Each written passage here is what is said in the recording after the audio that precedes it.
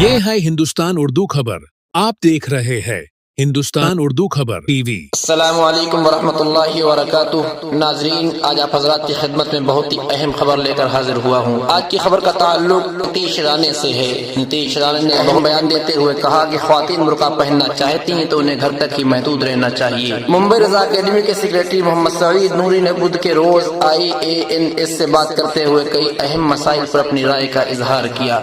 उन्होंने बुर्का पर वजीर नीतीश राणे के मुतनाज़ बयान पर तबसरा करते हुए बहुत ही अहम बातों को जिक्र किया। इसके अलावा मोहम्मद सईद नूरी ने दीगर फिरका वाराना और समाजी मसाइल पर भी अपने ख्यालात का इजहार किया।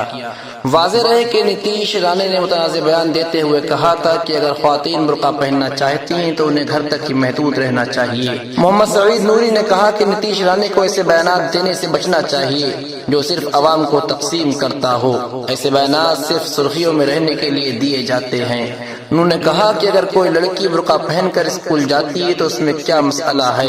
ऐसे बयान सिर्फ लोगों को उलझाने और तवज्जो मबजूल करने के लिए होते हैं। सभी को अपने यूनिफॉर्म को फॉलो करना चाहिए और जब लड़कियां स्कूल या कॉलेज जाती हैं तो यूनिफॉर्म में जाती हैं। ये स्कूल के उसूल और ज़वाबित हैं जिस पर सभी को अमल करना चाहिए। उत्तराखंड में एक्सा सिविल कोर्ट यानी UCC के निफाज के सवाल पर मोहम्मद सईद नूरी ने कहा कि इस कानून का बुनियादी मकसद सिर्फ और सिर्फ मुसलमानों को तकलीफ में मुब्तला करना है।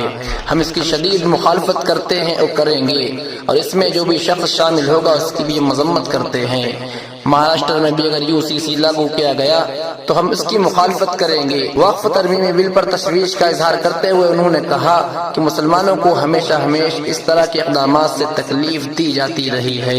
वक्फ अराज़ी मुसलमानों की मिल्कियत है और हुकूमत को इसमें मुदाखलत करने का कोई भी हक नहीं है। ये जमीन अच्छे कामों के लिए दी जाती है, इसमें हुकूमत की मुदाखलत समझ से बाहर है। महाकुंभ और वक्फ अराज़ी के मामले पर वजाहत देते हुए उन्होंने कहा कि यह सब झूठा प्रोपेगेंडा है। कोई भी शख्स गैर कानूनी तौर पर जमीन नहीं ले सकता। ये सब बेबुनियादी बातें फैलाई जा रही हैं। सिद्धि विनायक मंदिर के ड्रेस कोड पर उन्होंने कहा कि उसूल सिर्फ मंदिर के अंदर लागू होते हैं। इस्लाम ने भी अपने पैरोकारों के लिए मखसूस हिदायत दे रखी है। हर मजहब और मंदिर को अपने कवानीन बनाने का हक है और लोगों को उसूलों पर अमल करना चाहिए। नाजरीन, ये थी बहुत ही अहम खबर जिसको मैंने आप हजरात के सामने पेश किया।